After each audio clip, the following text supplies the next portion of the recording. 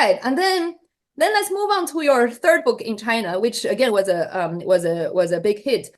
Is To Sell Is Human. Yeah. And again, you made a major shift because, as you know, again, as I said, people would view you, or at least I view you, as a researcher, right? You research a large area of research outcome and put in the book. And suddenly, through this book, you become a sort of a researcher for sales. After Drive, which is already a major hit, I think that book is even a bigger hit. And then as a result, one of the results, I think Daniel was invited as a masterclass lecturer, specifically on the topic of sales and persuasion. But you could also say that, hey, you've never done sales for a day. You're not a car salesman. You never sold anything. So how do you respond to that? I'm selling every day. I'm selling right now. Um, and one of the arguments of, I've been selling books for 20 years. One of the arguments of that book, the two core arguments of that book, which is that if you look at what people actually do all day on the job, particularly white collar workers do all day on the job, regardless of what their title is, regardless of what is in their job description, regardless of what words are on their business card, a huge portion of what white collar workers do every day is sell. They might not be selling cars, as you're saying, or typewriters or whatever, but they're selling, they're convincing, they're persuading. They're a boss trying to get their employees to do something different or do something in a different way. They're an employee trying to get their boss to stop doing something. They are someone trying to get someone to come on their team rather than on another team. And so if you go into the guts of what people do all day on the job, a big portion of it is selling. The second big idea in that book is that most of what we know about selling, especially in a commercial setting, has come from a world of information asymmetry, where the seller had more information than the buyer. When the seller has more information than the seller can rip you off. When the seller has more information than the buyer doesn't have many choices. The buyer doesn't have a way to talk back. The seller has a big advantage. This is why we have in China, in the United States, the principle of buyer beware, caveat emptor. Buyers have to beware because the sellers have the advantage. But in the last 15 years, that information parity has changed into something closer to information, and that information asymmetry has changed into something closer to information parity. And so the catalyst for that book is that we're selling all the time, but we're doing it in this remade world. And so now the question is, how do you do it effectively and ethically? And for there, once again, we draw on the research about how to be effective in this thing that we're all doing, but we're doing on terrain that is fresh and remade. Yeah, thank you. Because I think that's a very important clarification. Because especially in Asia, especially for Asian women, people think sales or selling is a dirty word. Yeah, same in the United States. But I think the reason for that is because of information asymmetry. Because we have the experience of being buyers in a world where we're at a disadvantage. But now that has changed.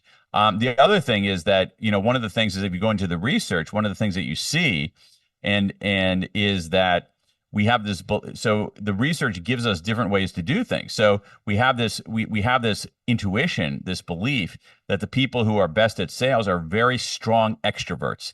They're aggressive, extroverted people. And the research does not show that. The research shows that strong extroverts are not very good at sales. They talk too much, they don't listen enough, and that the people who do the very best at sales are the people in the middle. That is, they're somewhat introverted and somewhat extroverted. Those are the people who are the sales stars, not the strong extroverts. So you don't have to be that kind of, to be effective, you don't have to be this kind of classically kind of gregarious, aggressive, extroverted American male. That is actually not the recipe. The recipe is something much more nuanced. The recipe is someone a little bit introverted, a little bit extroverted, someone who knows how to push, but also someone who knows how to hold back, someone who knows how to make their case, but also someone who knows how to listen, someone who can understand someone else's point of view. And so it's a very new, it's quite nuanced. And so I don't want people, especially people who are not, white American males, to think that they can't do this, when in fact our intuitions about who's effective here are often dead wrong. Yeah, yeah. And I think you have, I want to go back a little bit before I jump on this point when you talk about information asymmetry. Yeah. And my last vehicle in the US was a electric one. So we want to get an electric vehicle, but I know nothing about it. So back then, my son, my oldest son, is 12. So he actually did all the research. He actually called the dealer, I love it. and when he called the dealer, because he hasn't changed his voice yet, the first thing the other person said, "Hello, how can I help you, ma'am?" So he was put off. He was, what do I say? I said, just go ahead. And they think you're ma'am, you just go ahead. And then that's exactly, I think you say that, I was like, exactly. That's when, so in today's world, a 12-year-old can do the research and get as much or actually more information than I would found, because I'm not a car person. I didn't, hang out these forums, and he did. He got on and he knows everything about the car. Exactly. Yeah, he said, like, once the salesperson opened his mouth, I know what's the next word coming up because I know all the numbers. That's a perfect example of it.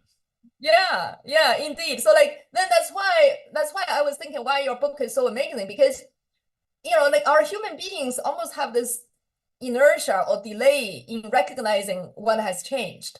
So Yeah. that information asymmetry basically has changed like say 15, 20 years ago, like since the Yes. boom of internet, right? Yes. But somehow our concepts are still living like in that era, that it hasn't caught up. So like although we already are living in the world that the fact already changed, but our concept, our mind is kind of lagging behind. And that's why books like yours or authors like yours were like almost a wake up call. Hey, wake up. It's changed. Because that book was is it 2015? It was or 2015, right? 2018, around that time, to sell is That book was 2013 or 2014. That's right, almost 10 Yeah. years ago. Yeah. Right. Oh, God. Exactly. Yeah. No, I think this only says how forward-looking you were, because even today, people are living in that world of Yeah. sales. Yeah. Yeah. Now to Right. be, I think you're making a great, I think that explanation that you gave is really astute. I mean, and it's hard for our minds to adjust. It'd be Right. like if the world was operating, imagine in a given day, okay, it would be like there was one set of rules, okay, um, from midnight to the morning, all afternoon, all evening, and then around 11:55 p.m. the rules all changed. And so and it's like, whoa, wait, it's hard for us to adjust. Yeah. But I think we will adjust eventually, and I think what you'll see is that sales, particularly say business to business sales, the people doing that kind of work are going to be more like McKinsey consultants than like salespeople. True. Yeah, exactly. And then we move on to the point you talk about this. I think you have in terms of extrovert and introvert, you have a word called ambivert. Right. That's not my word. That's a word that's in the literature. But that's what I was talking about, people in the middle. That is, the Yeah. people who are the best are people who are ambiverts. And one of the things that we get wrong is that we think that introversion, extroversion is binary, that you're either one or the other, when in fact it's a spectrum. And most of Right. us are somewhere in the middle of the spectrum. Yeah. Yeah.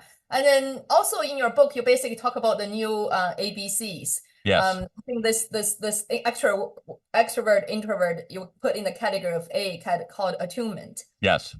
And then there's also B called buoyancy, and the C Yes. called polarity.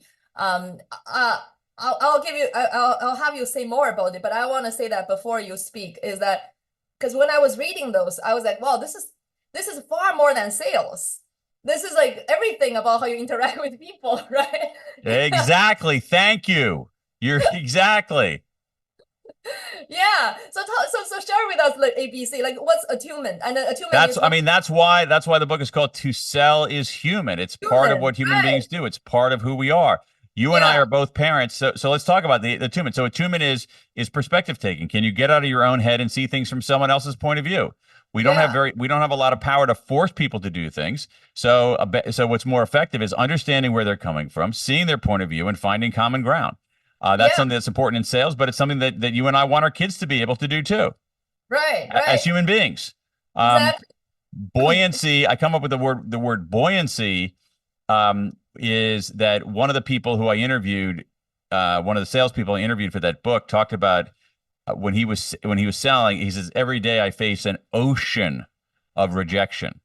an ocean of rejection. And so buoyancy is, how do you stay afloat in that ocean of rejection? And dealing with rejection is something that you need to be able to do to sell effectively, but it's also part of the human condition. And you don't want people, our kids or ourselves, to be brought down by rejection. You want them to be able to stay afloat in that rejection. And then finally, clarity. Clarity has two dimensions, one of which you've mentioned briefly before, which is that in the old days, how do you develop expertise? Expertise in many ways was defined by having access to information that no one else had. So a physician or a lawyer had access to information that no one else could get. That's what made them an expert. But now everybody has the information. And so what matters more than accessing information is being able to use your word, curate information, make sense of information, say this is valuable information, the rest is nonsense. And then the other thing, again, in AI is accelerating this, is a move from the skill of problem solving to the skill of problem finding. Today, if like say in sales, if your customer or your prospect knows precisely what its problem is, they don't need you very much. They can find the answer on their own. Where you're more valuable is if they don't know what their problem is, or as is often the case, they're wrong about their problem. And so being able to know the right problem to solve is actually more valuable today. And so, I mean, you see an echo of this with AI and prompting. Prompting is in some ways knowing the right question to ask, not necessarily solving a problem, but knowing the right problem to solve. And so all these things together are what sales is today. But as you're suggesting, it's also what a lot of work is today.